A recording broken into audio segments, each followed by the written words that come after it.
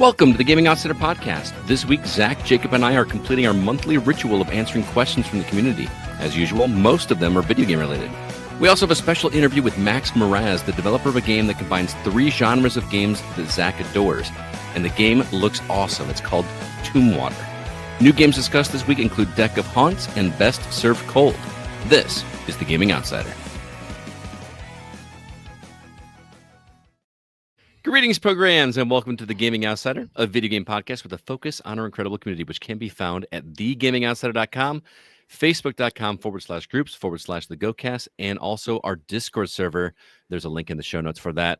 It is Tuesday, May 6th. I'm your host, Scott Clark, and joining me are my good friends, Zack Parkerson. Yeehaw. And Jacob Gunderson. How you doing, man? Not yeehaw. Yeehaw. Why is it yeehaw?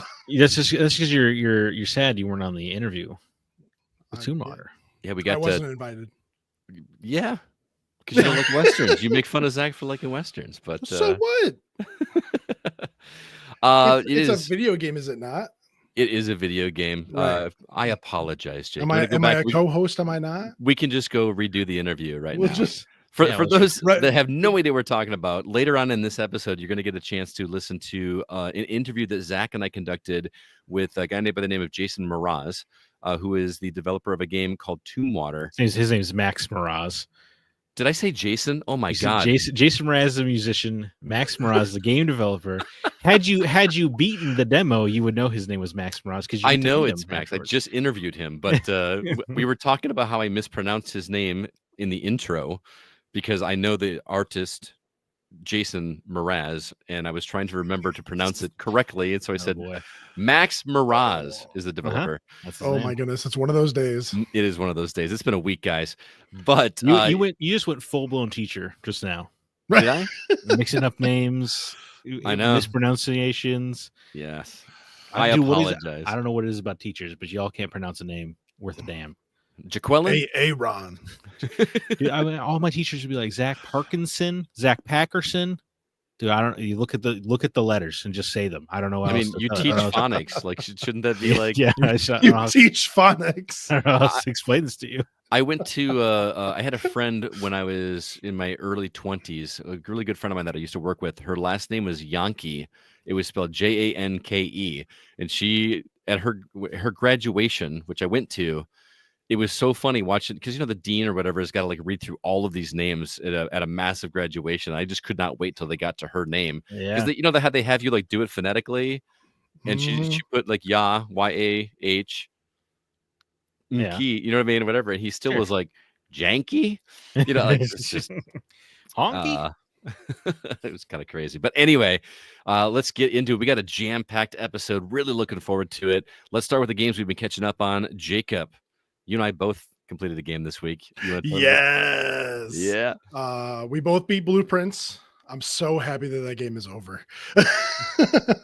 I was racking my brain like everywhere. Any moment that there was a moment of silence, I was just like blueprints. I got to figure out what this puzzle is. I got to figure out what that clue is. And it was becoming all consuming. The number of photos I have in my phone on blue, I'm gonna have to go through and clear out now that I've finished the game because there's just so many photos that every time I saw something that was a clue, I was like, I got to take a picture of this. I might need this later, and I did need it later. It was really great, and the stars aligned for that final run to finally get into what you need to get into to roll credits, and incredibly satisfying. Yes. And Jake mentioned that he was so glad it's over. I have a similar sentiment, but slightly different. Because I'm glad that I rolled credits, but I still want more. And thankfully, there are things to do after you roll credits in the game. You could put some time into this game, because what happens, like there's nothing story related that's going to be added, but there is plenty of checklisty things to do at the end of the game. And man, oh yeah, that certainly appeals to you. Well, that's the thing is like I say that I'm a big talker. And I'm going to, I'm going to think about it, and then probably never realistically go back to it. But I want to. Like I just had such a good time with blueprints. There's a couple of things at the end of the game where it's like, what do you mean by that? Like Yeah. I kind of want to know what that means, but I don't know what that means right now, and it bugs me. Well, and there's like puzzles that I haven't solved. Like Zach, there are puzzles that you don't even realize are puzzles until you discover a clue later on that, oh, this thing that I've been looking at for this entire game or walking past this entire game is actually important for another reason that I don't know why. Yep. Mm-hmm. And it's just so much fun to be like, that's what that means. And then to go back and have that discovery and that satisfaction because I feel like it's part of my age, but watching Home Alone and he realizes he's Home Alone. And then he's like running through the house, like with his shirt off and flailing his arms and stuff. I feel like when you solve something or find a clue like that, that's what I'm doing, running through the mansion, trying to find that room now. yes. For me, Sure. that moment for me was solving the breaker room puzzle. You know what I'm talking about. I was like on the edge of my seat in excitement to see what was beyond that, and it did not disappoint. Man, I don't mean to oversell it, Zach, because it's not like these massive story reveals, which I know would appeal to you, but it is just the sense of accomplishment in I figured this out. And Jacob and I both resigned to not Googling anything. Because you could very easily just go look up this stuff. Yeah, do the codes not change every run then? Exactly. No. Okay.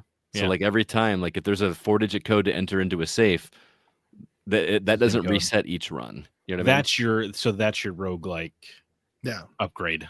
Well, I think it's weird because if you go to like the other games where they have safes and they go, oh, well, the safe code is this, usually somewhere like in the game, it saves it for you. And then you don't even put it in yourself. Your character just knows what the code is and then it opens it. Whereas this is something that you have to actively remember or write down for every run thereafter. Yep. I've got a notes app going on my phone that's just dedicated to blueprints and some of the just some of the things that I have to remember in terms of like what the puzzle, because sometimes you're taking notes and you don't even know what the puzzle is, you just know it's important. And just I think my favorite part of this, and I talked about this a little bit last week, is just the single player game that became a joint cooperative experience between Jacob and I. Right, you guys were on the schoolyard.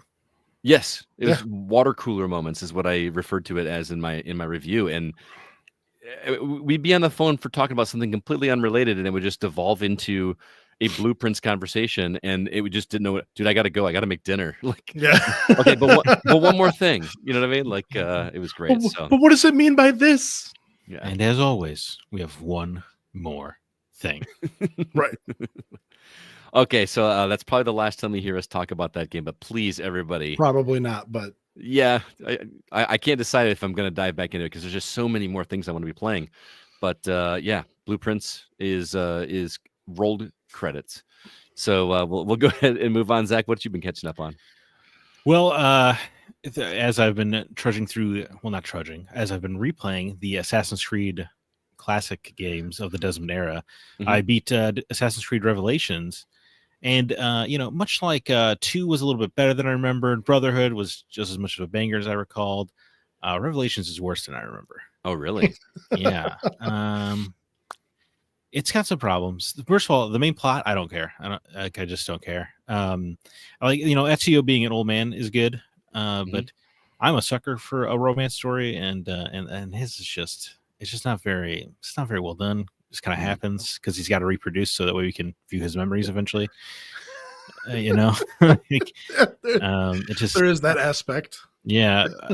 How they tie his the ending of the story is very, very good. So good that it's probably why my memory forgot how boring most of the game is. You're so high on the finale. Yeah, because the finale is incredible and it ties Altair and Ezio, kind of wraps them up with a bow and springboards into like really setting up the Desmond finale. Like it's quite masterfully done. It's just like, I'm not that interested in Constantinople's history. Though. So yeah, I don't know. Why not? It's Constantinople. Come on. What do you want from me, Jake? I can't know everything. Enthusiasm. It's no feudal Japan, right? Right. Yeah, dude. I mean, come on, everybody's a sucker for that, though. That's not even Yeah. what are you talking about? And then like there are two big mechanics, right? Is the tower defense, which I do think is fun still, and then like crafting your own bombs. And why do I care about crafting my own bombs as an assassin? Paul's correcting you and in the chat. He says it's Istanbul. Well, Istanbul? it's Istanbul now, right? Istanbul. But it was Constantinople back then. It's Constantinople then. Yeah, I don't know that. I'm ignorant of that aspect of history. I apologize. Yeah. I'm a teacher and I don't know that. That's awful. I teach ELA, okay? I finished that. I also did the DLC that they released about Subject 16, learning about his life. That was good stuff. It's weird. They hide a very major plot twist in there. That 3 mentions as well, but it's just like that's a weird way to debut this plot twist. But all right. But anyway, that's over with. You know, is that all of the Assassin's Creed games that you're doing now, outside of Shadows? I mean, well, I wanted to. Well, yeah, I'm slowly going through Shadows. I want to play 3 again because that's the last Desmond one.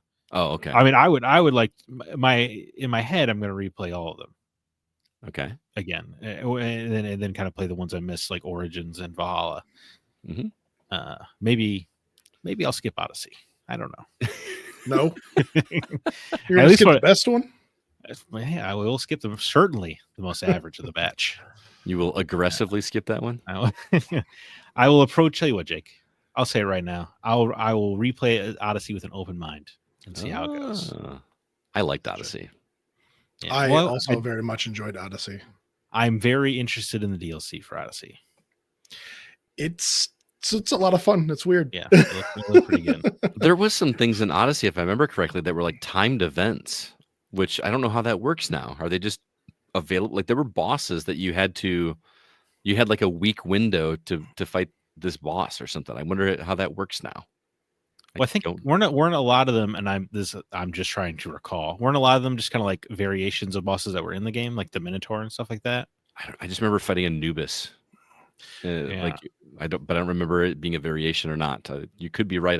My Anubis in Greece. I was gonna say you remember fighting Anubis.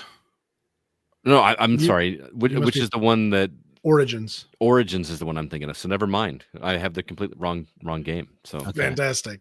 Well, I know they had a DLC where you fight a bunch of supernatural stuff. Okay. But anyway, yeah, I'll get there when I get there. Right. Yeah, and let us know. Then I also because I'm laid off, I beat Clair Obscure Expedition 33.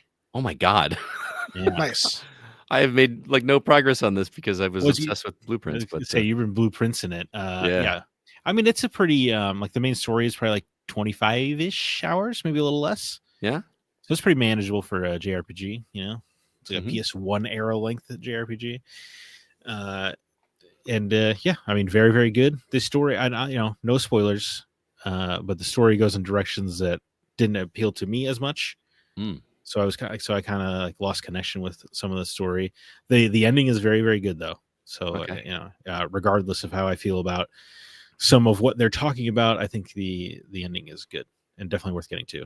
But then I decided I wanted to max out all the social links in the game, the relationships, because I got time. Why not? And a few weeks ago, I'd be like, I'd move on to the next thing. Dude, there is an astronomical amount of endgame content in Expedition 33. Really? It is unbelievable. There's a casino you can find. There's each for each relationship link, like there's extra content added in for them. Because you kind of get your airship equivalent near the end of the game, and that doesn't feel like a spoiler because every JRPG has an airship. I don't feel like, and so I hope it is. I was also in all the trailers, but dude, there is so much to find when you're flying. It is unbelievable. I was doing some investigating to be like, how much is there? And people are saying that there is just as much content after the game as there is during the game. Wow, dude, that's crazy. That's this game is full of surprises, dude, endlessly. And made by a bunch of first-time developers. Yeah, and they just hit 2 million sold. Yeah, I think as of this morning was when that announcement was made. Yeah. You love to see it. Seriously, I've been toying with going ahead and buying a copy just because I want to support these guys. It's just Mhm. I want this thing to keep happening, and I want the industry to know that we like turn-based JRPGs still, especially when they do Right. something unique and interesting. Final And we like, Fantasy doesn't have to all be action combat. yeah. Although I think if Final Fantasy sold 2 million, Square Enix would probably be sad. Well, yeah, that's Yeah, that's I really don't think that it's the JRPG that's like the home run here. It's a good game. yeah. right. Made with It's got good passion. mechanics. Yeah. It's Yeah. made with passion. It could have been any kind of game, and it would have, as long as it was good, as long as it was made with passion and had a good story behind it. Come on. I think I really do think the fact that it looks as good as it does visually, combined Mhm. with the $50 price tag, probably Oh, makes yeah. it easy. Because I imagine for a lot of people, it kind of looks almost like it should be a $70 game, but it's only 50. Yeah. Yeah, I think Easy to pick up, easy to play. right. I mean, all that content I just described for what is technically a budget price title is pretty good. Right. Yeah. My only contention really is that it calls itself turn based, but it doesn't feel turn based. Really? Because the dodging and parrying Oh. is mandatory. Yes, it is very much mandatory. Yeah, So you're not waiting just for the enemy to attack. You have to engage in the Right. defense as well. So I'm just saying, like, if I was a big fan, if I was like a turn-based RPG player, like that was my main thing, and I picked this up, I could see a world when that person's disappointed because it's not really like it's not. Mhm. You can't engage with it. It's not just your strategies, like it would be in other Correct. turn-based games. It does rely on twitch reflex. Right. And that's Did just you play it on hard, or did No. you play it on normal? I forgot there were difficulty settings until right now. Oh, okay. I haven't touched them. I still am playing on normal or whatever. Yeah, I equivalent played on normal for sure. Mhm. It wasn't a game where like that wasn't the interesting part to me. is. I gotcha. Yeah. And there's enough difficult bosses optional towards the end that normal is just fine. Gotcha. I one of my favorite things of this game is that oftentimes, and this includes where I left off when I stopped playing, is I felt like I hit a wall. Like I hit a boss that I was like, I don't get the timing of this whatsoever, Mhm. and I just know that a couple rounds I'll get it down. You know what I mean? Yeah. There's always some trick, or there's some way to stack the abilities and everything that just I get it. It's kind of a trial and error way to learn how to get through some of these enemies, and it's just so rewarding. There is one boss, and you fast forward 1 minute if you're super particular about spoilers. But there is one boss that it's optional, but he can pretty much one shot your party. Mhm. But if you parry his attack, he like gets mad and does the same attack again. So the trick is you have to perfect the timing like 15 times in a row. Oh my god! You have to just do parry to parry to parry. But when you pull it off, Scott, dude, you feel like a god. Yeah, I'll bet. You just like bring it on. Try again, dude. Oh man, it felt amazing, Dude, I still am afraid to parry. I'm so lacking in my confidence of being able to parry. Like at least Mhm. until I know but even when I know the thing, I've got this down with the trigger. Like, why am I gonna even? Well, but if it's saying perfect every time, then you do have it down enough, right, to do the parry. Right. But I mean, I guess parrying, all it's really doing for most bosses is it's just speeding it up anyway, right? Because Like it's just doing more damage. yeah. I mean, it does an astronomical amount of damage. But doesn't it also like replenish your AP points or whatever? Like Yeah, but more? you can equip the Picto Dodger, and that'll replenish your AP as well. That's true. Yeah. Yeah, I had that on every character. Oh, really? Okay. Yeah. So Very cool. I am still planning to get back to that. I am enjoying it way too much to let it go by the wayside. But also, Doom is coming, so oh yeah, the Dark Ages approach, huh? Doom. I'm looking. I don't know, I'm really curious. no Mick Gordon, no buy. Really? That's why you'll play it on Game Pass. Yeah, I was just gonna say, but you're gonna. All right. What else, man? Oh yes, and then our weekly Baldur's Gate 3 session, Yes. which sadly lacked Kevin. Yes, unfortunately, he was at a place that his internet connection was not working with us, so it was just the three of us. But right, yeah. Feel free to use your timestamps to skip ahead if you're not interested in Baldur's Gate 3 talk. I know we do it every week. But yeah, so we were mostly the Goblin Camp this week, right? yes, Yeah, looking for Halson. Oh yeah, I still haven't found Halson. Yeah. We played for what 4 hours, and I haven't found Halson because I get distracted. There's so much to do there. It's absurd. Right. Scott, but don't come over here. I'm the chicken chaser. yeah, dude, I was busy. I was chasing a lot of chickens. I was earning the fabled nickname. That is an actual conversation we had because he didn't want. He had to chase a chicken in a specific amount of time, and I could get in the way. So he's like, "Scott, you stand over there." Right? Yeah. Well, I don't want to break these goblin rules, so I had to chase the chicken. I successfully chased the chicken. I don't even think I remember seeing that in my first playthrough. So that's well. ridiculous. I don't know. You said you were friendly with the goblins, but I was a drow, which like they basically worshipped me. Right. Which is cool because everyone else is racist as hell towards me. Yeah. So it was nice to get a little advantage. It's actually really weird because, like, going through my first playthrough, you kill those guys because of the bad guys, and you know they're the bad guys. And then this run, like, we're almost teaming up with them. I was they feel like you guys to me, and it's like, this is a weird angle that we're taking, but I like it. Let's go. I mean, I guess they're torturing some people, but I don't know what they did. That was my Liam. Part. Liam, yeah, Liam, half naked dude named Liam hanging up there, and Zach's like, "Well, sucks to be him," and then just walks away. I mean, I even it was so easy to get him alone because the goblin was like, "No, sir, you have the honors of torturing." And I was like, yeah, thanks, man. And then I just walked away. And Jake's like, "What are you just gonna leave, Liam?" I was like, "Poor Liam, my problem, dude. I'm not risking my neck for Liam. I'm not gonna get killed because of some guy named Liam." You will escort a goblin out of a human camp, but not escort a human out of a goblin camp. Okay, yeah, I see how it is. I mean, he's not human, so right. Yeah, I'm drowned, dude. Well, and Saza, I was trying to see what was going on with Saza. That's true. Zach is already figuring out which NPCs he can bang. That's right. Yeah. Is that one bangable? I think that was a question he actually asked. I didn't think I did ask specifically. So can I bang Saza or what? I'm not trying to be weird. I just want to know. It was something about her teeth. Yeah. I like something wrong with teeth. You, man. Dude, something wrong with you. It's something wrong with you not liking those sharp teeth. He doesn't enjoy a little biting. Yeah. So, I thought it was fun that I met Minthara, a name I've heard before. Mm-hmm. But because she was a drow, she's just like, "Hey, here's my whole battle plan. I just want you to know." You're like, "Thanks. Right. All right." Yeah, that definitely did not happen in my playthrough. It just trusted me implicitly. And now I got to decide if I'm going to let her just murder this camp of tieflings or not. But I don't know them, dude. I know these goblin people. I didn't know they know how to have a good time. Yeah, I will say to your credit, Zach, I haven't seen anybody roll as well as you did this past session, dude. Yeah, it was pretty nice. He's very charismatic for no reason. Yeah, dude. I get 2 bonus rolls in my charisma, or +2. I get 2 +2s in my charisma rolls. Yes, it's pretty sweet. So I'm just talking my way out of anything. Yeah. I mean, there were some where it was going to be a tough roll, and you got it by barely by the skin of your teeth, and we're like, "There's no way he's going to do this," and he did. So it was a good time.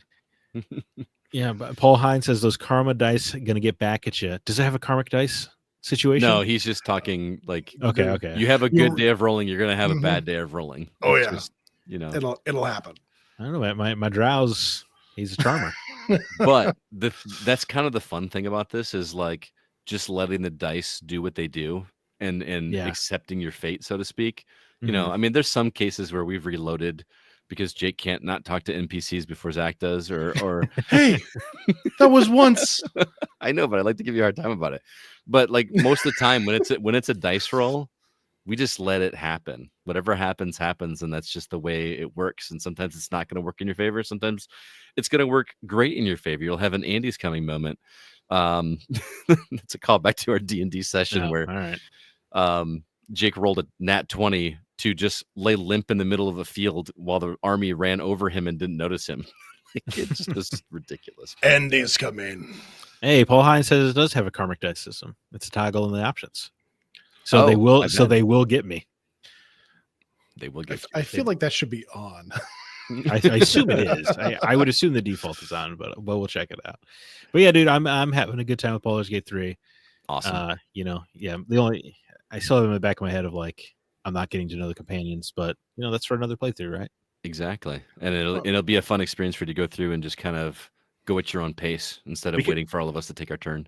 Yeah, because Kevin wasn't there, we opted to bring Shadowheart along, and I was stunned at how much, like, just in the environment, she's like noticing things, or things have to do with her storyline. I'm kind of blown away by how much there is. I was stunned at how quickly you took her clothes off.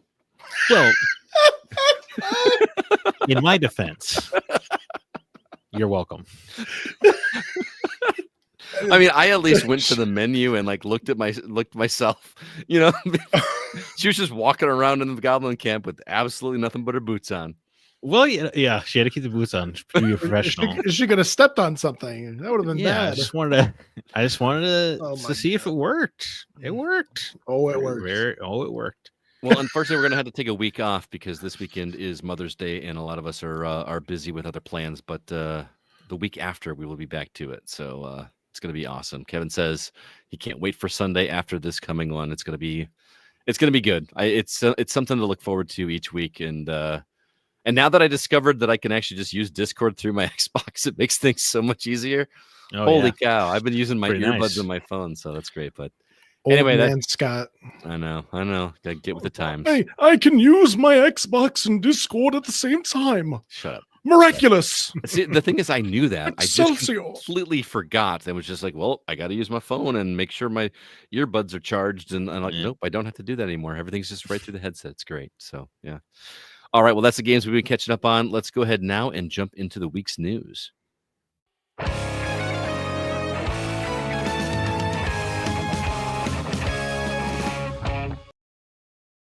This week over on the Gaming Outsider website, thegamingoutsider.com, you can find news stories about Project Motor Racing, God Save Birmingham, Formula Legends, Star Sand Island, the delay of GTA 6, which is obviously huge news.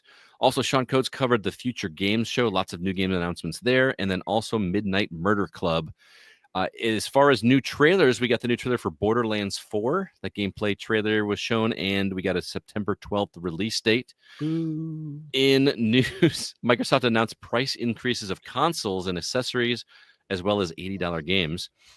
And Grand Theft Auto, like I already said, allegedly releases May 26, 2026. You like that? And Epic finally defeated Apple in court.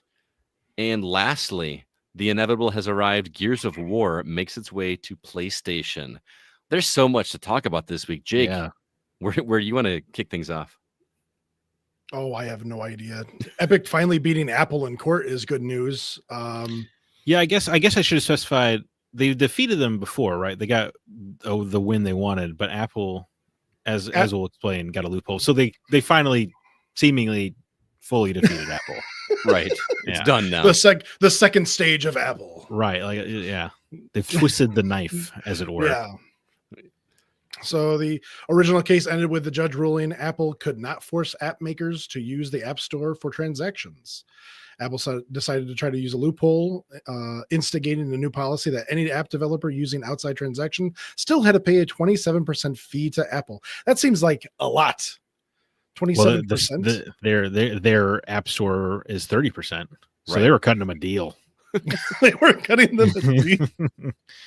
Rude. Judge Gonzalez Rogers was none too pleased when Apple is immediately disallowed from this loophole. The judge says Apple's continued attempts to interfere with the competition will not be tolerated. This is an injunction, not a negotiation. There is no do-overs once a party is willfully disregards a court order. He also said, "Really? Wait a minute. Sorry. No. Wait, no, I don't know. No, yeah, she. It's a female judge. Yeah, continue. Is it? She also went on to say, in stark contrast to Apple's initial in-court testimony, contemporaneous business documents reveal that Apple knew exactly what it was doing at every turn, chose the most anti-competitive option.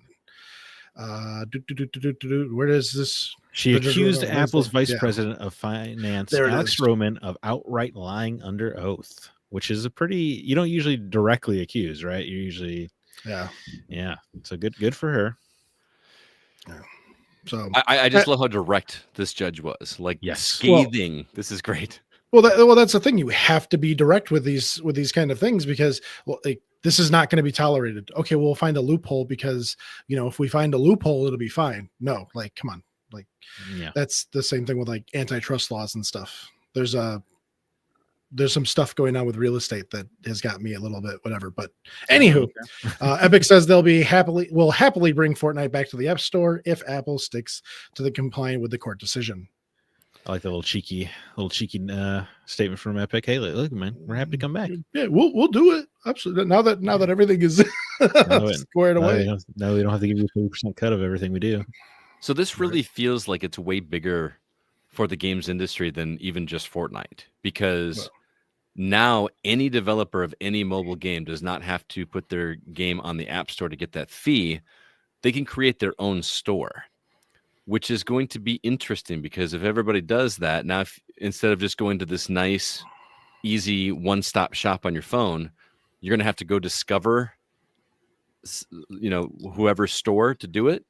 Well, I think they have to still allow you to do the App Store. Well, yeah, you still have the option. Right. But if you don't go through the App Store, you're going to save 30%. So why would you not do your own store? Wouldn't it be worth it? I don't know if you'll save 30%, but the developer will, right? Right. That's what I mean. I don't mean us as the consumer. I mean a developer wants to save that money. Yeah, of course. So they're going to do everything they can to push you towards their transaction system. But it's going to make it not as easy because it's not that one-stop shop. You're going to have to go through a different way to get there. Yeah. But I mean, that shop is going to be a link in the game. Right. It's not rather than the link in game taking you to the Apple Store, it's going to take you to their store. Yeah, and you might have to sign up for an account or something, but yeah, I think if you're in deep, right, you'll do it. Well, if you already have the game, but what if it is a new game that is not on the market yet that developer is trying to sell? Well, I thought this only applied to in-app transactions. No? Oh, is that what it is? Yeah, that's what I thought. Okay, well that makes sense then. I thought it was like if you wanted to straight up purchase like a $5 mobile game or something like that too. Mm-hmm. Okay, that makes sense. Although it makes an interesting thing of if I'm sure Apple will try to appeal again, and I'm sure they will get knocked down. But does this set a precedent for consoles ecosystems to have to provide alternative methods of payment? Interesting. Again, it's not going to affect us as gamers because we're going to still be paying the same price. Although, I mean, can you buy V-Bucks straight on Fortnite and then get a code for PlayStation? I don't know. I couldn't tell you. I've never bought a V-Buck. Not even as a classroom giveaway. I've considered it, but well, I play Warframe, and when you go to buy their credits, it takes you to the PlayStation Store. So yeah, but I'm wondering, and I don't know, can you go to the Warframe website and just buy some? I believe so. Because I think you actually can for Hunt and Showdown buy stuff from their site. See, and that should be allowed.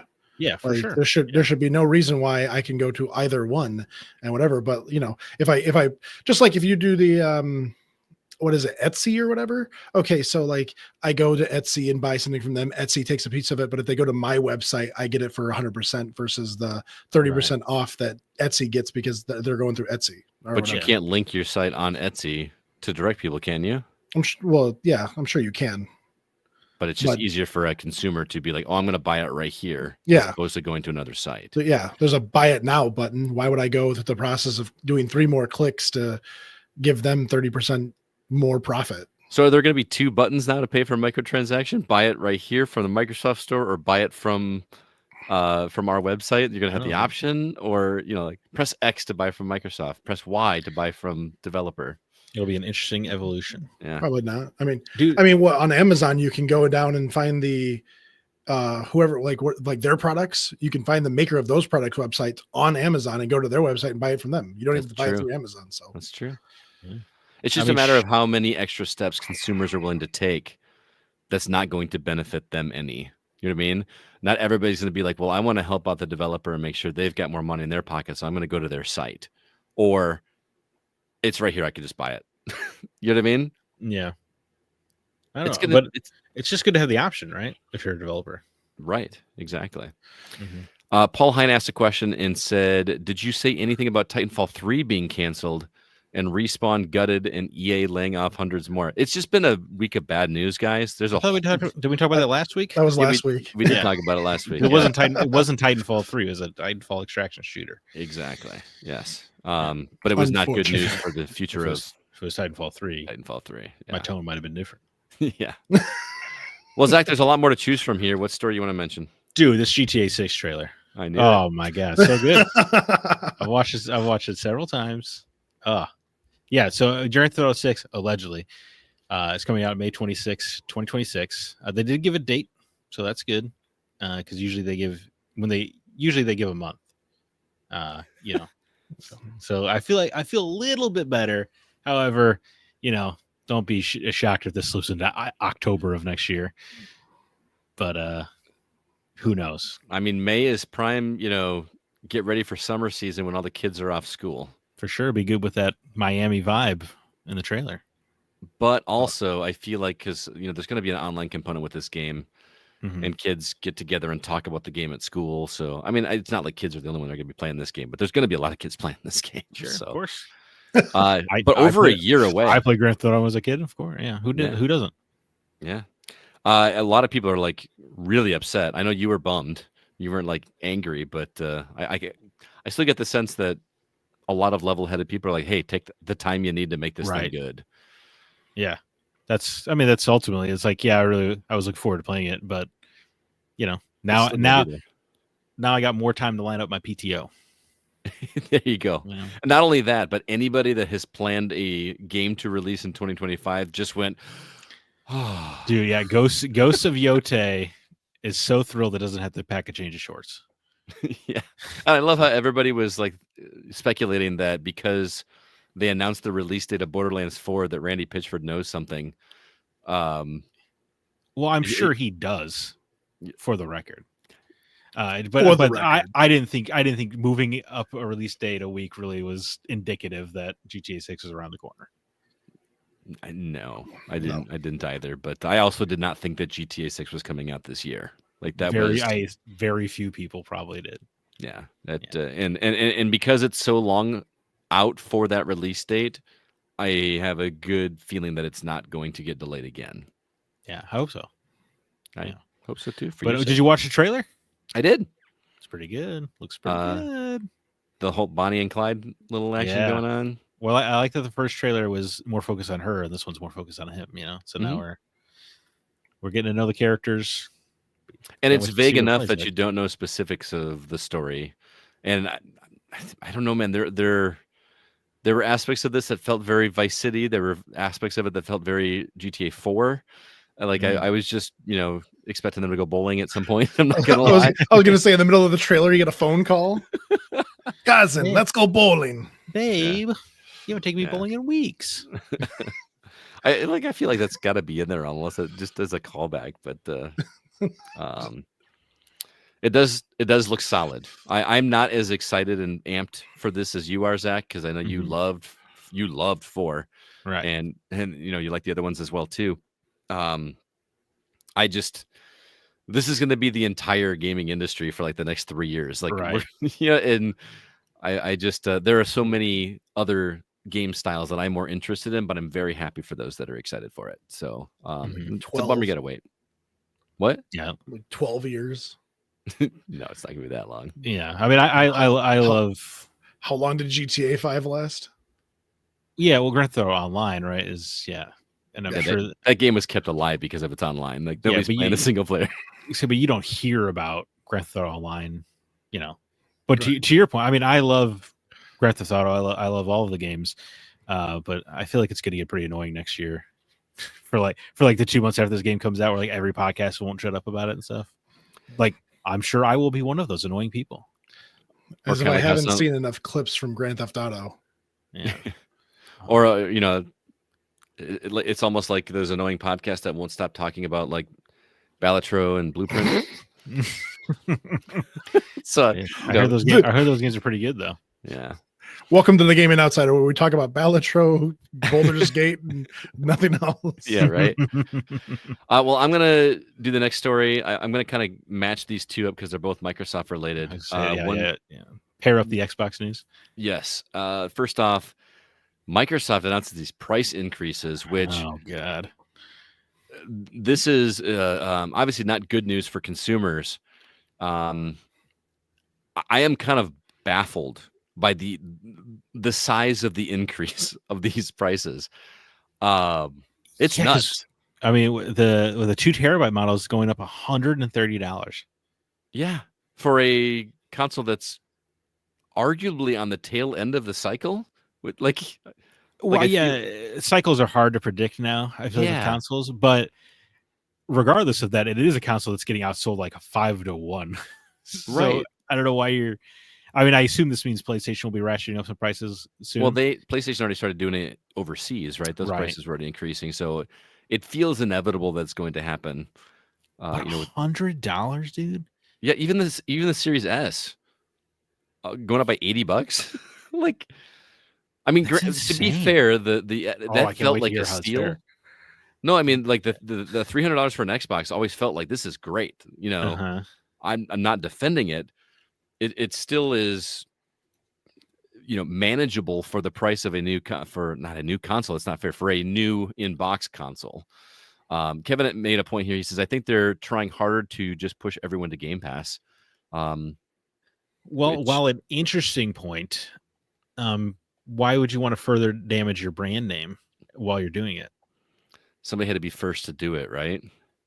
I mean, Yeah. and you can't say the Switch did it first because that is a brand new console. Yeah. And, that is coming on the heels of one of the best-selling consoles of all time, Mm-hmm. the sequel to that. So The PS2?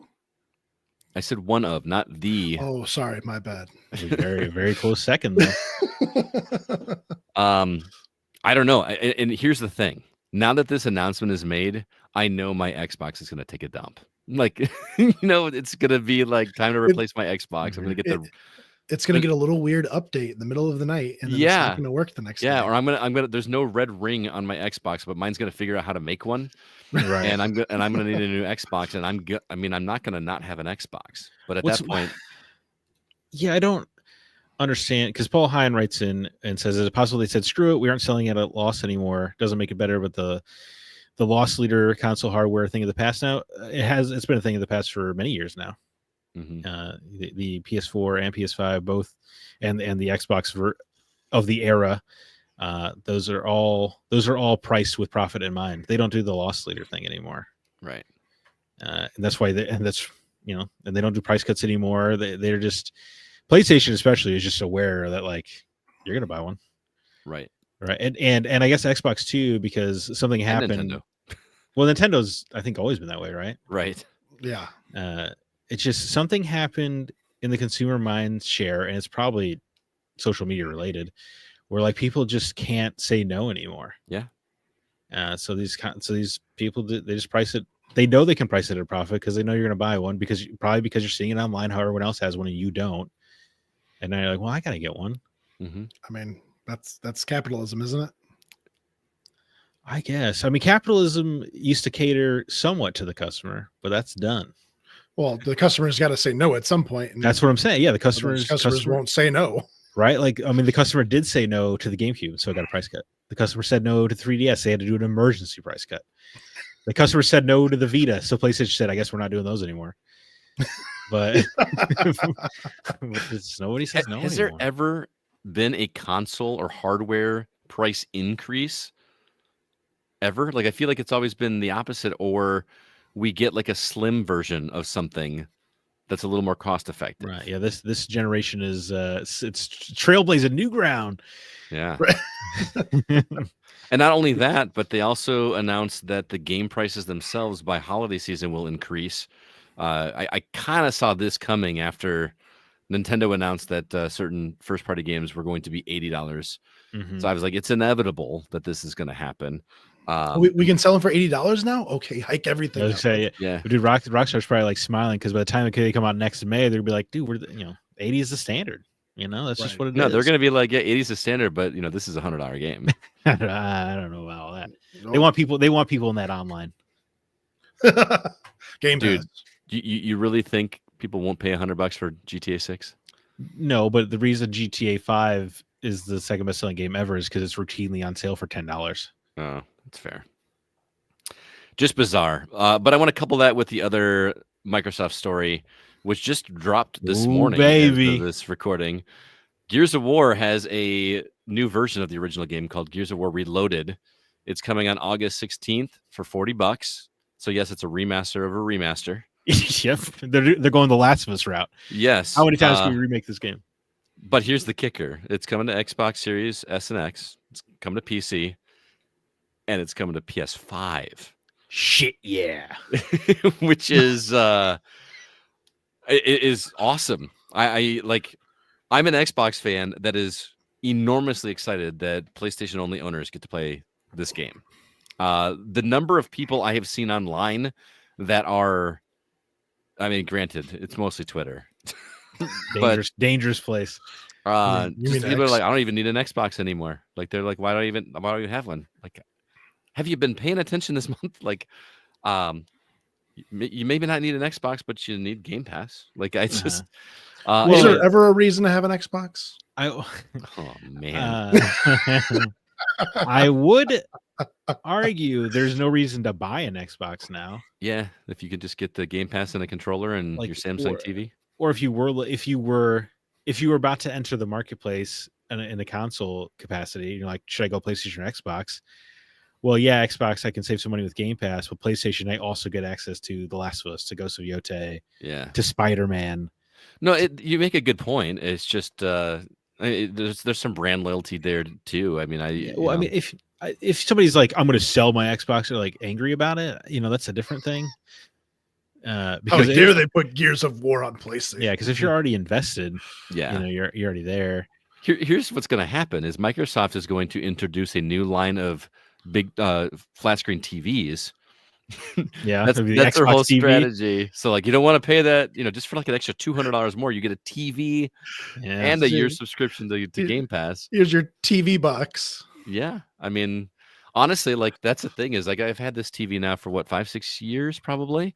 So if my Xbox craps out, why not just replace the TV for the LG or the Samsung that's gonna let me do Game Pass? Well, are you comfortable just streaming all of your games? I don't know. I was talking to Kevin about that actually, and he said that he has been using Game Pass mostly through the TV, like not actually attaching his Xbox. And he said he is pleasantly surprised with how well it works. Yeah. Now, granted, he's been using Stadia. I did because I was late to the series consoles. I had to do some of the where they stream a series game to the Xbox One. And that worked pretty much flawlessly. I mean, the downside to that is if your internet's down, or absolutely. That's going to be an issue. True.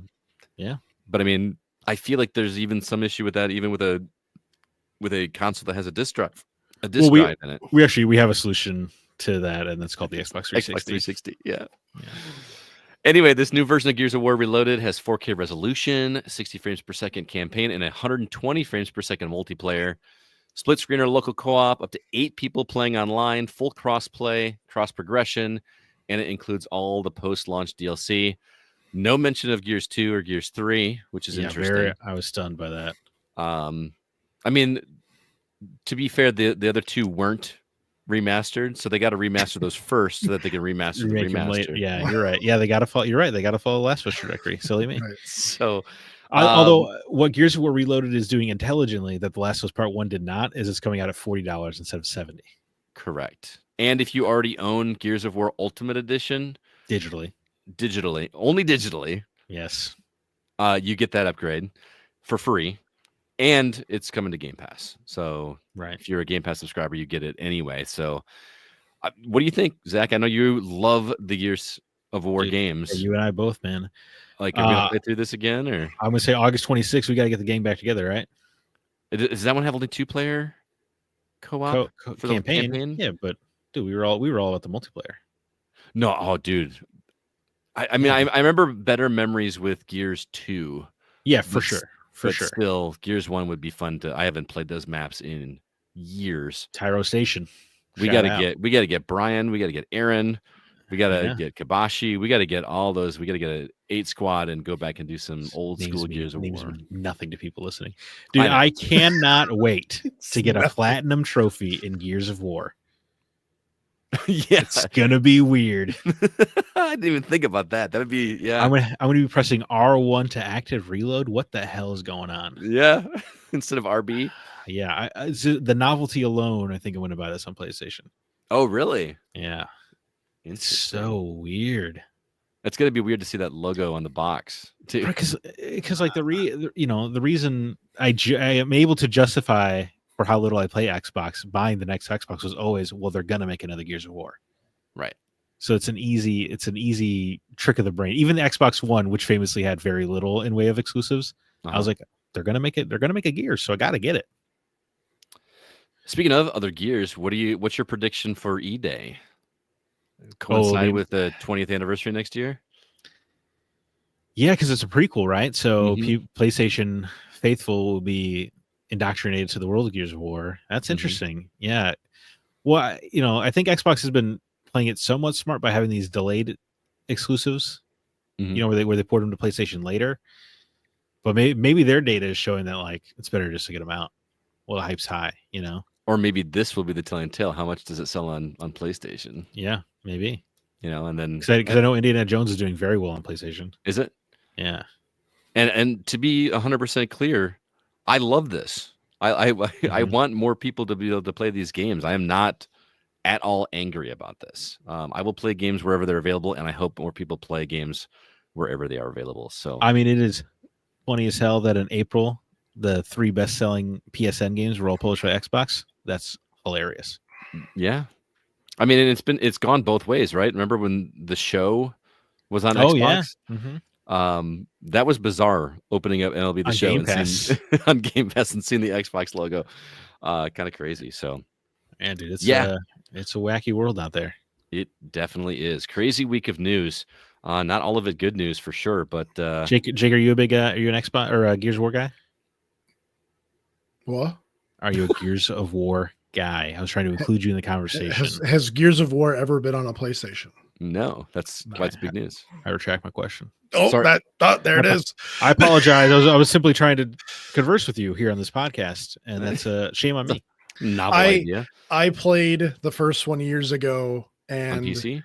No, I had a Xbox 360. I still have an Xbox 360. His hands were burning the whole time, but he managed to get through it. It was on fire. I just played with a controller in a bucket of water. My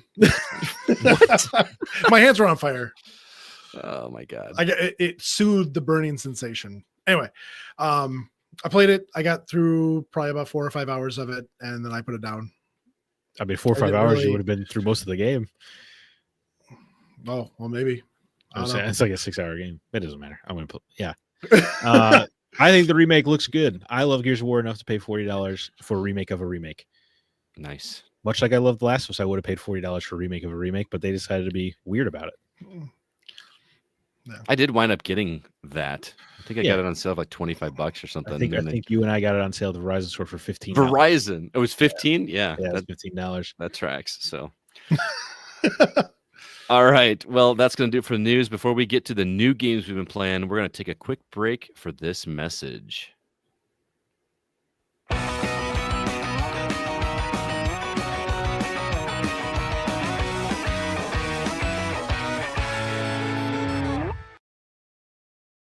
All right, Zach, what is coming out that people can purchase this coming week? Well, I assume I know what you'll be interested in. However, there are other games like Little Kitty Big City, the open world cat game. It makes its way to PlayStation 5 and PlayStation 4 May 9th. What you like cats? I do, but well, of course he likes cats. Have you seen his house? Spiritfall comes off of PC and onto all consoles May 9th. The Precinct cop game from the American Fugitive developers coming to PS5, Xbox Series consoles, and PC May 13th. Death End Request Code Z sees you guiding some chibi girls through some labyrinths. Scott, pay attention. PS5 and PS4 May 13th. Palia comes to PS5 and Xbox Series consoles May 13th. So building game. Labyrinth of the Demon King comes to all consoles and PC May 13th. Void Sails, it's like a Sky Pirate game, comes to PC May 14th. I feel like I've heard a lot of hype behind that one. A lot of press releases. Yeah, somebody's into it. Doom: The Dark Ages comes to PS5, Xbox Series consoles, and PC May 15th. Yasha Legends of the Demon Blade, anime-styled roguelike, run-based randomizer coming to all consoles and PC May 15th. American Arcadia is a 2D cinematic platformer that is seemingly quite inspired by The Truman Show, coming to all consoles May 15th. And then Shovel Knight Dig, is that the puzzle Shovel Knight, Scott? No, that was I can't remember the name of that. This one is one where like it's Shovel Knight, but you're just going down. It's like okay. Like SteamWorld Dig, I guess. Kind of, but it's not. It's Motherload. I didn't play too much of this one. Now that it's coming to this platform, I might give it another shot. But I can't remember the name of the puzzle one, but I did not like that one. But this one is a little bit more up my alley. And Shovel Knight Dig is coming to PS5, PS4, Xbox Series consoles, and Xbox One May 15th. Jake, you had a heart attack when I said Doom. I assume you'll be ripping and tearing come May 15th? Yeah. Oh, yeah. All right. That's easy. What about you, Scott? Yeah, I mean, that's a no-brainer for me. Like, I didn't even finish 2016. I didn't even touch Eternal. But that initial trailer for this game just sold me as soon as I saw him jam a skull into a gun and use the teeth for bullets. I don't know. And I just also love that each of these games looks and feels different in terms of gameplay. Like the first one was so quick and fast. The second was a lot of aerial stuff. And this one is, more like you're a tank. You're just standing and fighting is how they're describing it. Yeah, and I just want to know how that's going to work in a Doom game. So I don't know that I'll complete it, but I'm definitely playing that one on as soon as it installs on my console. How about you? Well, I mean, I hate to break up the trifecta, guys, but my eyes are all on The Precinct. Really? I was also looking at that. I think this game looks absolutely extraordinary. I've been looking forward to it for a very long time. I feel like they announced it 2020 or 2021. So it's been working on for a while. It's made by 4 people. I think actually it made 5. But either way, yeah, this game I think looks fun as hell. You can give people parking citations. I'm in. That's ridiculous. Like it's that level of kind of simulation. But then when you watch the car chases in the trailer, you're like breaking down barricades and there's all kinds of destruction. So it seems like it's balancing arcade and simulation in a fun way. And they don't, the open world crime games are a dime a dozen, but there's not a lot of open world cop games. And usually when you do play a cop game, you're like some rogue detective who's just murdering everybody anyway. Yeah. And this game seems much more about like trying to de-escalate and arrest people. And yeah, I think it's incredible. I'll play Doom at some point, but there's something about it that doesn't. It's part of it is because I thought Eternal was really disappointing. So Dark Ages just isn't. I don't know. I'll play it eventually, but I'm not rushing to get to it when it comes out. Interesting. Fair enough. Well, moving on, we don't have any new games that the 3 of us have been playing this week. And in lieu of that, I promised you guys an interview with a developer of a video game that we have been checking the demo out for called Tombwater.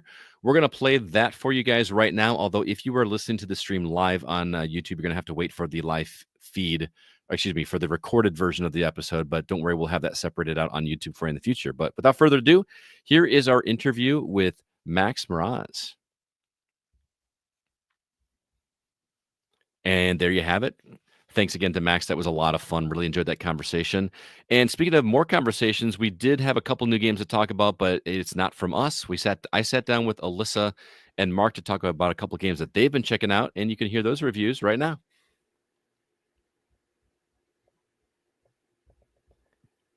There you go. Oh, Mark was in there too. I completely forgot to mention his name. So thanks to Mark, Alyssa, and He's been Kevin. mentioned now. He's been mentioned now, and Kevin stopped by to talk about a game as well too. Completely thought you mentioned him. I probably mentioned Mark and forgot to mention Kevin. I'm having a day, dude. I don't know. I'm really interested in Hordes of Hunger because it's from the Blood West developers. So I hope Kevin had nice things to say. You'll have to listen to the episode to find out. I will, absolutely. Moving on, I want to remind everybody about where you can follow us on social media.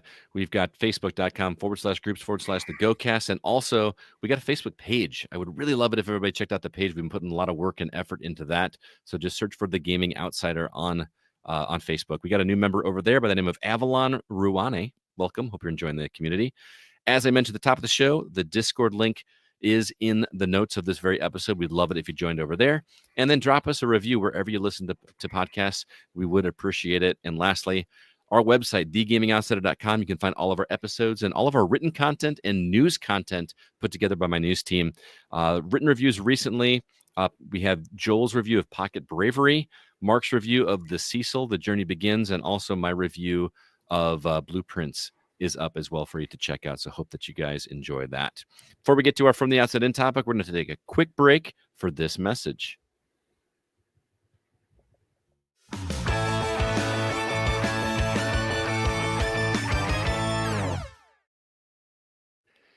Each week during our From the Outside In segment, we discuss a video game related topic and get feedback from our community as well. We post it on social media asking for responses, and this is where we share ours and the community's responses to that question. But the first episode of the month is a little bit different than usual. We ask the community to provide thought-provoking questions for us to answer and have a little fun with. As usual, most of the responses are video game related, and we're going to start things off over on Facebook. Member by the name of Stephen John Rooney says, has your first experience with a game in a series ever put you off almost missing out on the rest? For clarity, my first Legend of Zelda game was one of the CDI titles, Wand of Gamelon, which as a child, I remember playing and enjoying for what it was. But in my teens, discovered Link's Awakening on the Game Boy and discovered the series as a whole for the better. Interesting question. Do you guys ever come across this where you played the wrong game in a series and almost missed out on the good stuff? I'm trying to think. Yeah, I mean, that's actually a good question. I'm just trying to yes, the only one I can think of is trying to get into the Yakuza series and starting with Yakuza 0 a few years ago because everyone says that's the one to start with.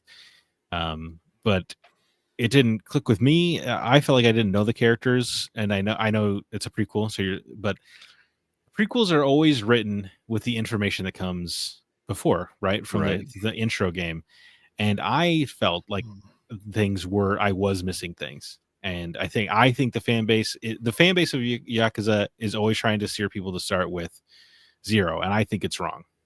I don't. I think the first game is the way to start with. That was the first game they wrote. Because years later, last year, I started Yakuza Kiwami, which is a remake of the first game. Loved it.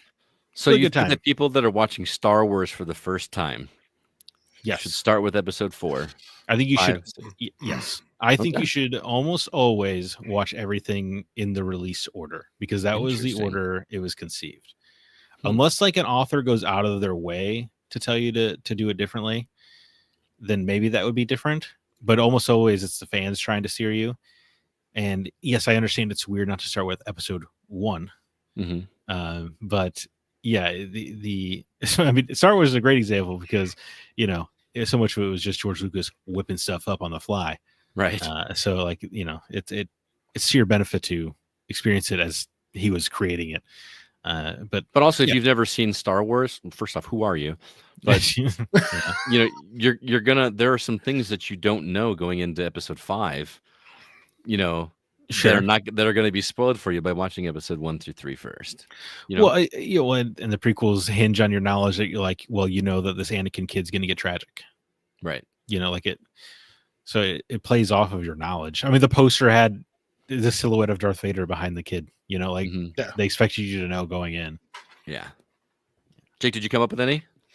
I'm sure I have probably a few examples, but I can't think of them off the top of my head. I have one, but I feel like I'm cheating a little bit. I can't remember the name of the developer. It's escaping me, but the developer of Flower. Remember Flower? I think it was just on PlayStation. Never played it. Everybody raved about it. And then they announced Journey. And hearing everybody talk about that game, I was so amped to see what this game was.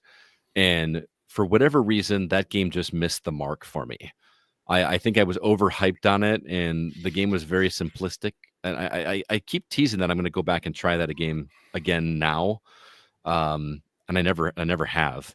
But because of that, I never went back and tried Flower, which everybody raved about when that came out. I just feel like I am turned off by that developer. So it's not really an actual series of games, but games made by a developer. I played Crash Bandicoot 2 before any other ones, and I don't like that one. Really? I don't like 2 versus 1 or 3, but I love 3. 3 is my favorite. So you didn't like 2, but you said, you know what? I'm going to try another one anyway. Mm-hmm. Like what was that? What made you go back and try another game in the series? Me and one of my friends were playing through them, and so he was on 2 when we started playing, and so me and him just kind of played through 2 together, and then I went back and played 1 by myself because he had already done it, and then we played 3 together. Now, when you say played together, like past the controller? Yeah. Gotcha. And those days were fun. Interesting. Okay. Well, Zach, you want to read the next question? Sure. Oh, hang on. Yeah.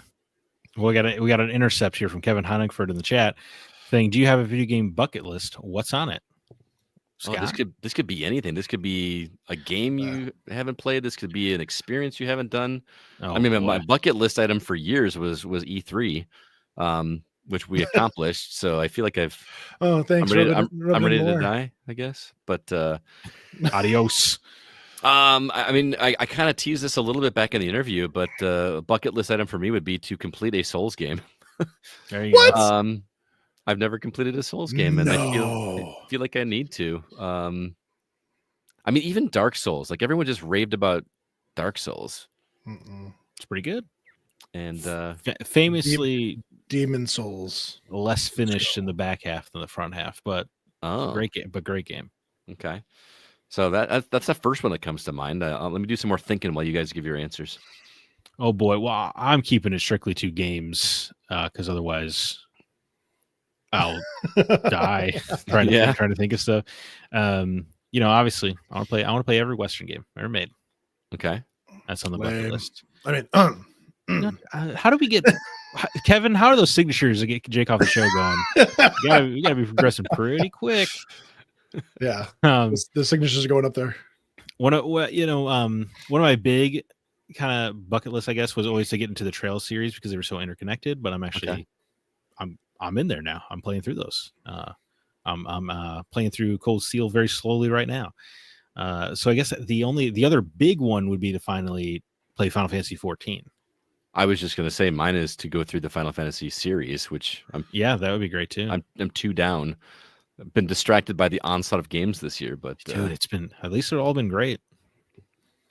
It's been a good year, and we're only a third of the way through the year. Isn't that nuts? Doesn't it feel like it's like at least fall season in terms of the number of quality games we've got this year? It's an awful lot of Game of the Year contenders already. I know, it's crazy. Jake, what about you? Oh, you're still going? I'm sorry. No, I was just saying, like, there are plenty of games in my backlog I want to play through, like a Plague Tale Requiem I haven't gotten to, but like I don't know if they're bucket lists. Like if I die not playing. If I die without playing Oddworld New and Tasty, I'll probably be okay. Yeah, but I would really like to. Mm-hmm. Is there a collection of that coming out, or there's like a Switch collection? I think. Yeah. You know what? Shadow Tactics: Blaze of the Shogun, the first Me game. That's on the bucket list. Okay.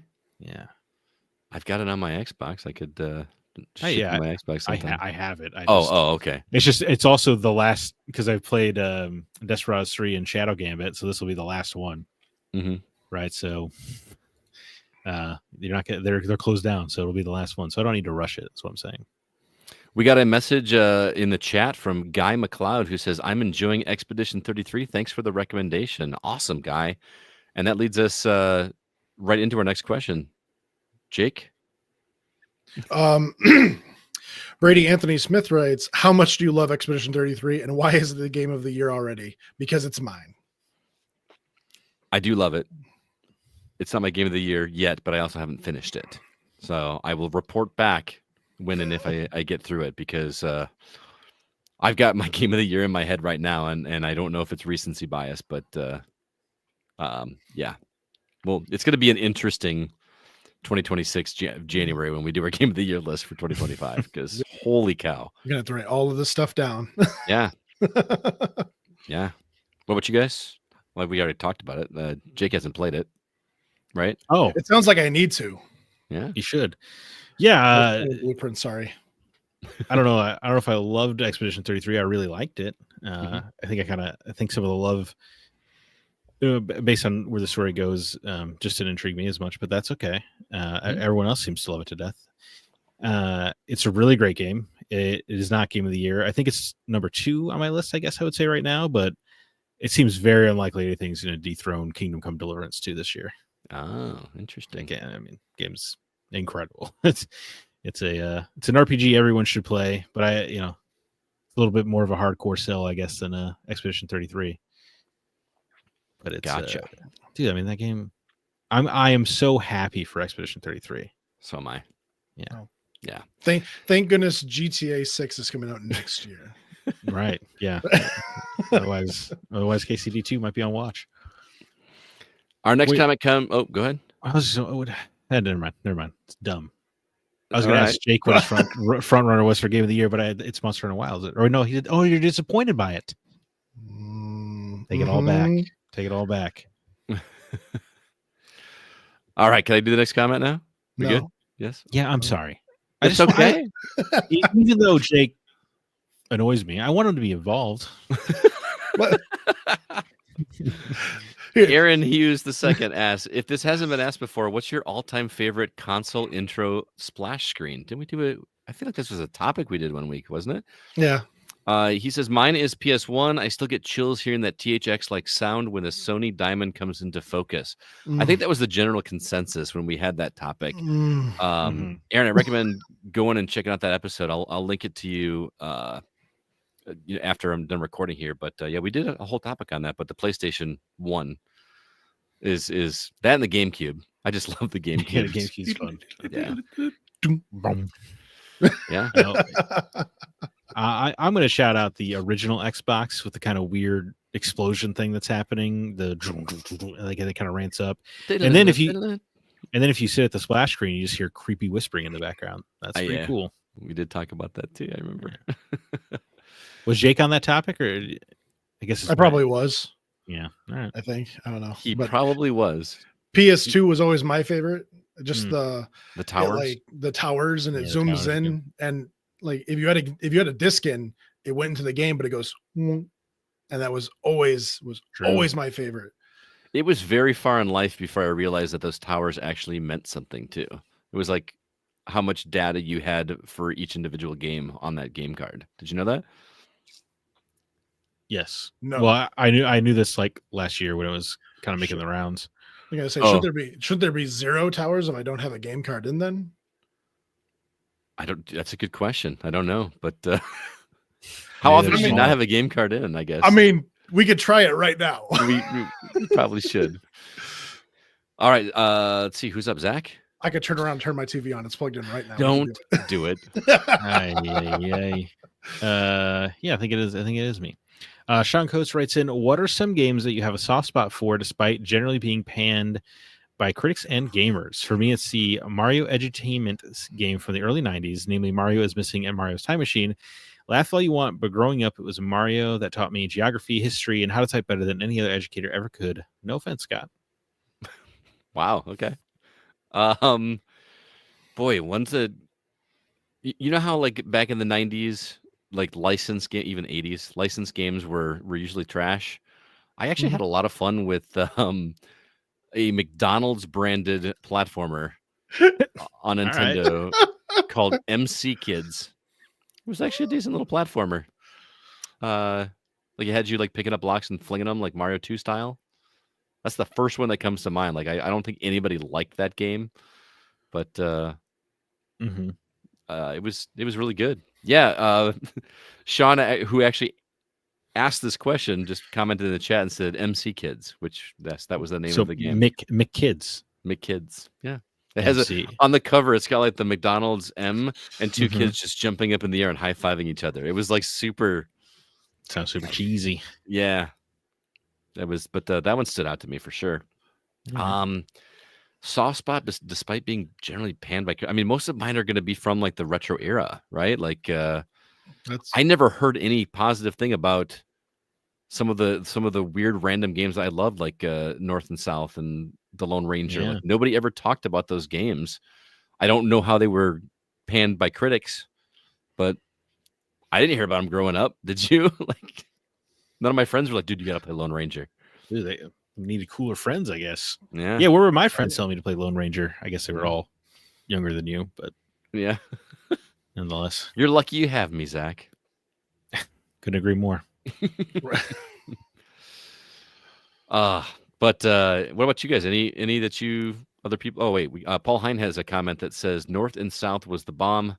We played that all the time. Yeah, Paul, we played that at R2V2 2 years ago. 2 years ago. Yeah, it was the first time Zach played that. That game is great. And did you guys know? Zach is actually the one that told me there is a new North and South. I think I bought it on Switch and I still haven't played it just because I was so curious. We gotta make that happen, Zach. I mean, I think I bought the Switch version. I did too. Yeah. And we both have Nintendo Switch Online, so we really need to get together and see what that's all about. Because that was a lot of fun at R2V2. It was. What a game that was ahead of its time. Just yeah. I played that even recently with like my friends that don't play games a lot, and just the on the couch punching each other on the shoulder moments of that game. The base building, watching somebody trying to struggle to get through, and they keep respawning, and you just knife them right as they show up. It's great. Great game. Shockingly well, yeah, pretty much, but shockingly well balanced. Like as much as you could do that, there were ways around that if you knew what to do. So it was really good. Did you have one, Jake? More recently, Anthem. Oh, okay. I love that game. I played the beta, and that's all I ever touched. And that's a shame. I mean, the game was. I mean, the game was trying to do something. The developers were trying to do something different. They wanted an episodic release of content, and so they had it like on their website planned out what was going to happen. But I guess they didn't consider how fast people were going to go through the content, and so you had people finishing the game in like a week, and it was going to be another 3 weeks before even more content came out, and so they just threw all of it away. Oh, this is what people want. People are calling this like a bad game. It's short. It's whatever. And so they just go, we're going to redesign it. And then after a year, they scrapped it. Should I go revisit it? Is that what you're telling me? I love Anthem. It's I mean, it's good. It feels like the game was really going to open up after the story points got finished. And then that's where they cut it, and they were going to add more stuff to the end of it. And then they never did. Oh. Because there was a huge amount of pushback calling the game too short, and it was bad because the developers talked about how there was going to be world building between conversations you had with people inside the camp, and you don't really conversate during the game that much with people inside the camp. I think you might be the first person to ever say anything positive about that game post launch. Oh, yeah. I feel like a lot of people were amped for it and played the beta and say, okay, this has got some potential. And that was the last good thing I ever. Yeah, because there was this mentality that they were going to do, and then it flopped. It failed, and I doubt any game will ever try that again. But that's a bummer. There it is. All right, Jake, I think you're up for the next comment as well. Well, I didn't contribute to the question. I'm sorry. I thought you did. I apologize. I thought I asked you. Zach, what's your game? I just got jaked. Oh, great. No, not quite, because you were invited to this episode. Yeah, not to this question. But I mean, my answer, I feel like I have a soft spot for a lot of maligned games. Yeah. Tomb Raider, the Angel of Darkness is it was constantly crapped on. It got the franchise revoked from core design, panned by critics. Everybody's wrong. Game's awesome. Dead wrong. Advent Rising came out to middling scores. I talk about the game often on here. Yes, you do. Yeah. Without Warning was this obscure Xbox game. It was a $20 release. It was basically a ripoff of 24. It was not very good, but I adore it.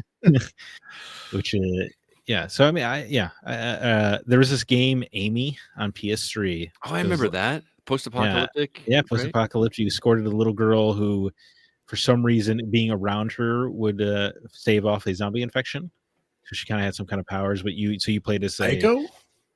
Kind of, but as a zombie, and you played as I think her mom or older sister, but you basically had to like hold hands with her to keep your zombie infection at bay. So a lot of the puzzles where you had to like, unlock a door or something, you would have to separate from her. It was kind of like a little bit of a time pressure to get back to her in time. It was an interesting game, but it was, I think IGN gave it a 3 out of 10, for instance, like pretty reviled game. Just yeet the child. Yeah. Similar game from that era. I Am Alive got very mixed reviews when it came out. It was a Ubisoft game, if you remember. if you remember this game at all, it was announced like it was going to want to be one of their next big franchises, and then it had hella development trouble, and eventually came out as a downloadable game rather than like their next big thing. Oh, But I really like that game because you could actually talk people down during, like, if you had a gun, you could pretend and it was unloaded. You could pretend it was loaded and kind of scare enemies away. It had some interesting mechanics, and it was the post-apocalypse was brutal in that game. They did not shy away from dark subject matter. You know what? I've got one on your list. This is weird that I'm gonna just give one for you. Okay. And this is gonna sound creepy, but I've known Zack for a long time. Like, it already Oh, sounds dude, creepy. Thank you. I already know exactly what you're to say. you know, Oh, no. which I game am think I gonna so. say? It gets worse. What? Alone in the Dark.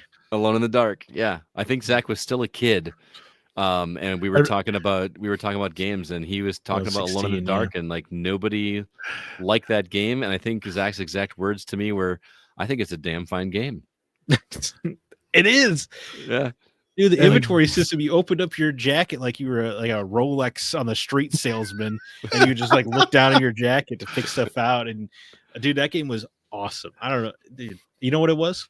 A damn fine game. yeah. I mean, that just made me feel crazy to think about how long I've known you. Like, how many? Like 2 decades. Yeah, guess that's true. That's kind of insane. That and we've only been podcasting together for what? Almost 7? a decade, right? Almost a decade. Yeah, Almost, yeah. Better, yeah. kind of crazy. And yet you still skip me for questions. Do you guys want to end the podcast early?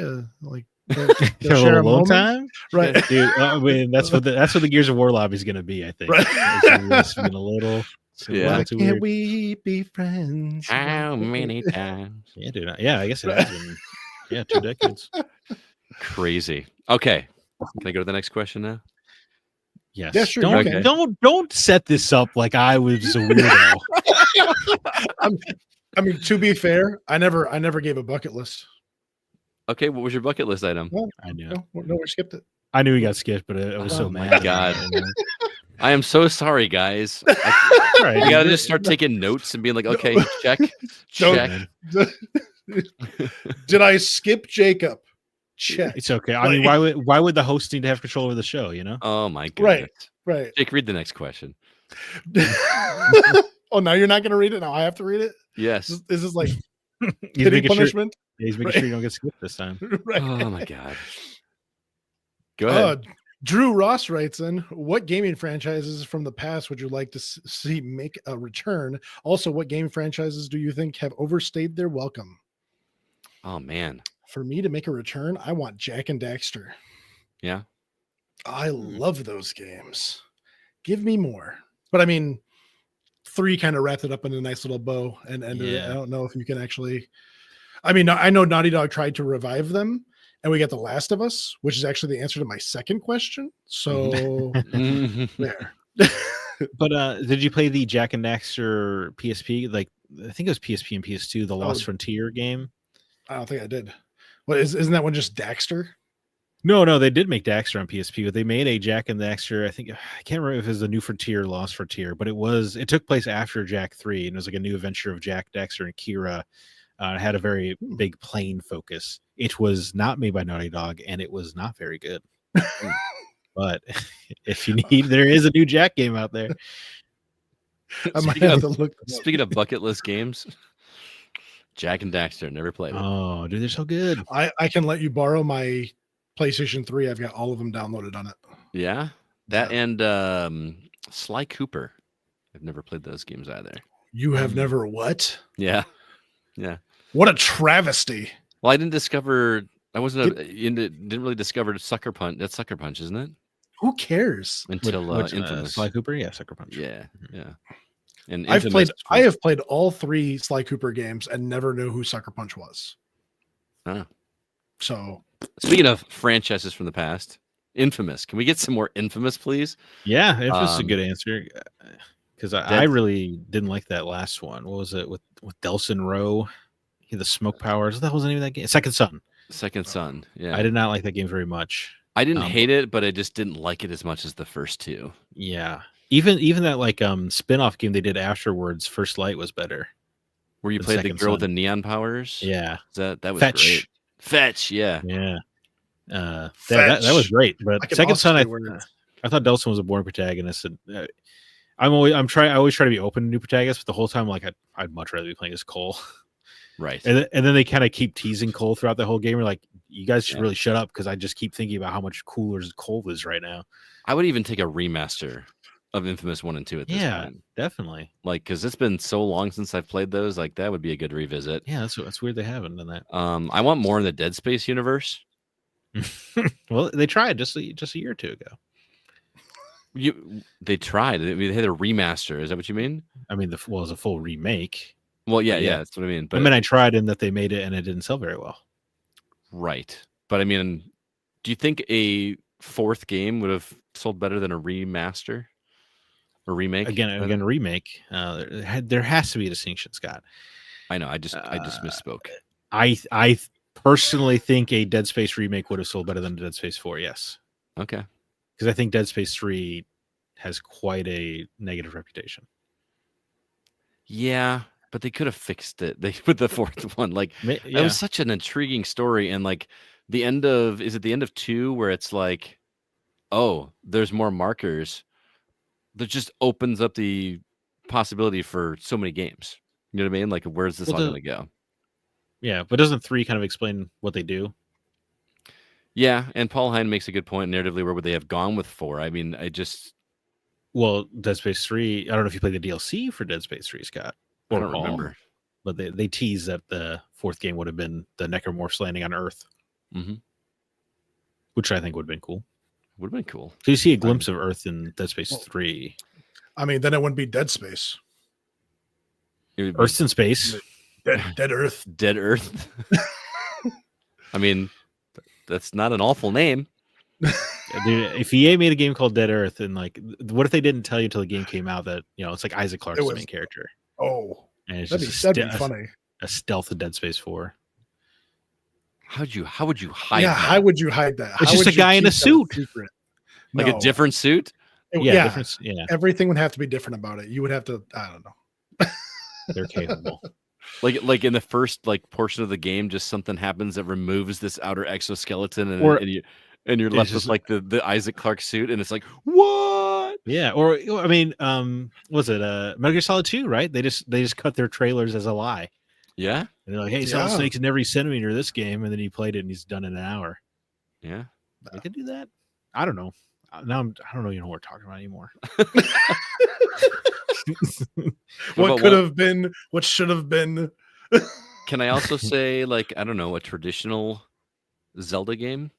Yes, dude, I feel like absolutely. I feel like Echoes of Wisdom was close, but it just had too much of the gimmicky gameplay that it was still fun. But I just give me another Link to the Past game. Like the last one we got was, what was the one with the pictures? Like the Link Between Worlds? Link Between Worlds, which is great. Just give us some more of that. Don't get me wrong. I like Breath of the Wild. I like that style of game, but I just want some traditional Zelda dungeons again. 2D, not even 3D. Just give me that like slightly tilted over the head view. Isometric. I'm not quite isometric, but where it's got that 2D/3D look to it. Yeah. I mean, I guess a lot of these games exist. These hacks of Link to the Past or original Legend of Zelda where they just make new ones and people make stuff, and I can put it in my Nintendo and do that, but I don't want to make my Nintendo. So yeah, definitely. Drew did also ask about gaming franchises you think have overstayed their welcome. I mean, it's hard to answer this question without sound like a hater. I'm just tired of hearing about Fortnite. I don't play it, so I don't know. But people enjoy it, so I'm not gonna. I don't think it's overstayed its welcome if it's selling and if people are still playing it and enjoying it. So, yeah, I mean, franchise from the past I would like to see a new one is Splinter Cell, but I don't know if I trust modern Ubisoft to make it at this point. But it's been so long that I think I actually have somehow tricked my brain into being okay with a new Sam Fisher actor. It's just how long it's been. Like, just reboot it if you have to. I don't care. Just make enough. Just make a new one. Make a new game where stealth is the only option. Please, that would be nice.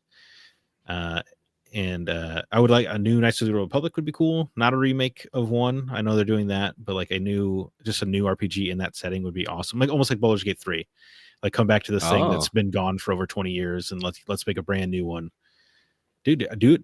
Actually, just do Baldur's Gate 3 but KOTOR. Just throw the dice rolls and everything. Yeah. Just do that. That'd get me to play it. I tried. I don't know if I told you. I bought Knights of the Old Republic for my phone, which admittedly probably not the best place to play that game. It's not the worst place, I guess. Connect a controller to it. I didn't have an issue with like controlling it or anything. That wasn't. It's just am I going to sit and play a super long RPG on my phone? I say that. And I also bought Chrono Trigger. To it. Well, yeah, but man, I just feel like I'm missing out on a cool story. But and I also knew the twist. But is the journey good as well? That's where we made all our friends. I mean, the journey is good, but the twist is a major one. But yeah, I think seeing how that twist specifically is funny because if you know it ahead of time, it's not like, oh, that's so clever. The little hint there, it's like, oh, they're just spelling it out. Oh, really? And you're just too dumb to know it the first time. Yeah, it's pretty. Do you think like if you played that game with fresh eyes at your age and cognizance that like you would have figured it out, or was it? I don't know because I haven't played it. No, I don't think so. It's okay. I guess it is kind of very well written in that way. Then I guess maybe I'm not giving it enough credit. Yeah, because Sixth Sense is a good example because when you rewatch, you're like, well, obviously. Yeah. So I guess it is a little bit of that. So I don't know. Yeah, but it is absolutely worth playing. There are a lot of little things along the way. Each planet's got its own little story. So yeah, certainly it's worth playing. Very cool. I have another one. Another one. I need them to remake Gex. They are. Gex? Yeah, they're remastering the first three. No, right? I don't want a remaster. I want a new one. No, I want a new one. I want a new one because like all of his like humor and stuff like that, but I want it with nowadays stuff. I want him to make fun of nowadays things. Let's say I don't know if modern writers can be that mean, but I hope so. I've never played the original. Is it that brutal? It's not. I guess it's not mean, but the things that he says are great. Okay. Yeah. Well, I mean, with today's sensibilities, it would probably come across as mean. But back in the 90s, it was just how you joked, I guess. Yeah. I don't want to. I know I sound like old man. Boys will be boys. Back in the 90s, right? Just 30 years ago, man. That's a long time. Crazy. Back in my day, that was just a word. And as for franchises that overstay their welcome, it's the only one I could think of, and that's Borderlands. Just stop. Stop. I love me Borderlands 2. Love me Borderlands 1. I don't know what I'm gonna do with Borderlands 4. Like, I can't get excited about it, and I don't know why. Man. I feel like I may be done. I don't know. Who knows? I just, when I've got Borderlands 3 still sitting here that I've never finished, why would I go drop $80 or 70, whatever it's going to be for another one? It's just kind of a hard sell for me at this point. Who knows? Maybe it'll be awesome, but the big part of that was the camaraderie of playing with your buddies, and Well, as for me, I also really like the first Borderlands because of the tone. I thought it was a good balance between like dark and humor. Mm-hmm. And they keep like the developers of Borderlands 4 keep saying they're trying to go back to that grounded tone, but then any of the trailers make it apparent that is absolutely not true. Mm-hmm. So it's very confusing. Yeah. Last question comes from Doc Sampson. He says, how many times during one podcast do you think Scott says, know what I mean? I have made a conscious effort this entire episode, and I feel pretty confident that I have not said it this episode. Also, I didn't even know that was one of your things. I didn't either, and I don't know. I think maybe it's one of those where I make a comment and then I'm trying to avoid a pause. I'm trying to avoid there to be dead air. So I'm letting you know that it's okay to speak now. And you can't just say I've No, broken that. Oh, I was broken of that by Aaron Peterson back on my early Hollywood Outsider days. Oh well. But also Doc has it out for me for some reason. I don't know. He's always pointing out my flaws and then some. There was a reason why I saved that one for last. Yeah, Hopefully, fair enough. maybe it comes from a place of love. I hope so. Okay. Next, that's going to do it for that topic. Always love first of the month. It's always great to do those. Keep posted for next month when we do the same thing. Next week's topic, though, was Jake's idea. Jake wanted to talk about times where we have taken notes while playing a game. This is obviously attributed to the game that we've been playing recently. But what are some times where we have pulled out a piece of paper and a pencil and taken notes or drawn a map or done something to help us get through a game? I want to kind of relive some of those memories. So we're going to talk about that next week. Stay tuned to everybody's responses. That's going to do it for this week's The Gaming Outsider, however. Thanks so much for listening. The episode was produced by Ken Honigford. All the music you hear is written and performed by Grant Henry of Stemage and Metroid Metal. Again, his website is stemagemusic.com, STEMAGE music.com. Please be sure to email us if you have any questions or concerns. Our address is feedback@thegamingoutsider.com. Zach, any parting words or recommendations before we get out of here? Dude, I showed my wife Seven for the first time. Yeah. And that movie is still impeccable. Oh my God, that movie's good. That is a damn near perfect movie in my estimation. Dude, it's unreal how good it is. I mean, that is a movie that there's a short list of movies that I never tire of rewatching, and that is one of them. Yeah. I remember the first time I saw it, where I was, who I was watching it with. Oh, wow. Okay. Yeah. So I still remember. I have like a memory of being a kid looking at the cover of the VHS, being like, I gotta watch this. So yeah. And what a messed up. I was movie. probably 7. Yeah. So still holds up. Dude, highly. If anybody hasn't seen it, absolutely see it. And if you have seen it, dude, do yourself a favor and watch 7 again. Watch it again. Oh my God, never gets old. Good. So many good performances in that too. Dude, I mean, yeah, Morgan Freeman's on fire. Mm-hmm. Man, really good. Jake, what about you? For some reason, me and my kids were talking about the Saw movies today. Hell yeah. And I have not seen any movie past 3. I thought they kind of lost the plot a little bit. That's it. I forgive you. I mean, are they worth watching? Yes.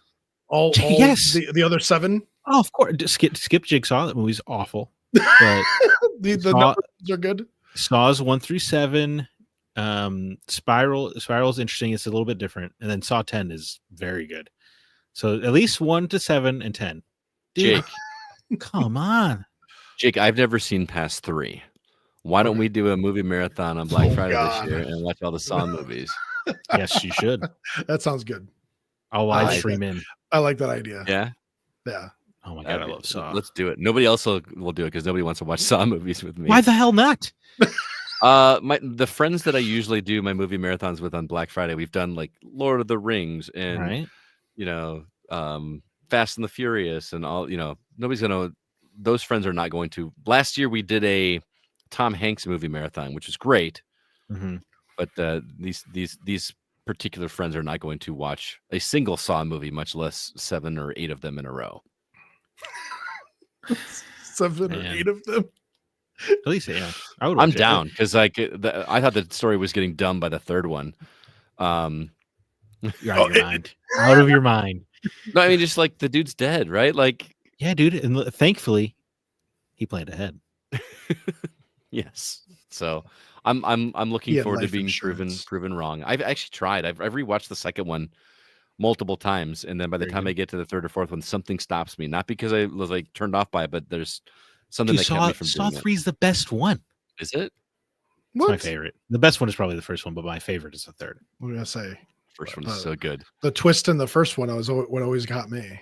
That what a great twist. It was creepy as hell the first time I saw it. The twist in the 2nd one's great. The twist in the 3rd one's great. The twist in the 4th one's great. The twist in the 5th one less great. The twist in the 6th one's great.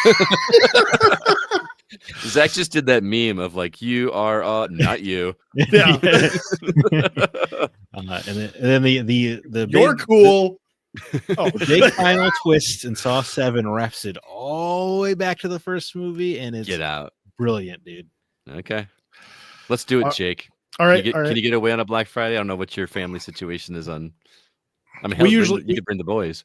We usually try to stay in on Black Friday because people are nuts. But Now you can That's stay fine. at Scott's house.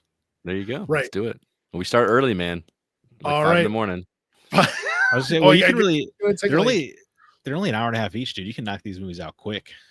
Dude, it's great. Quick. I always I make breakfast for everybody, and then we order pizza at some Oh, yeah. point, and Ton of breakfast split at the day. Scott's house. Yeah, breakfast at Uncle Scott's house. That's what Dude, we want. I make a great breakfast casserole, man. It's Man, really good. There's a lot of good reasons to live in Rockford. The only unfortunate part is that it is the city of Rockford. Oh my god. My recommendation is a music recommendation. I discovered this band on TikTok of all places a couple weeks ago. They're called The Paradox. I highly recommend checking them out.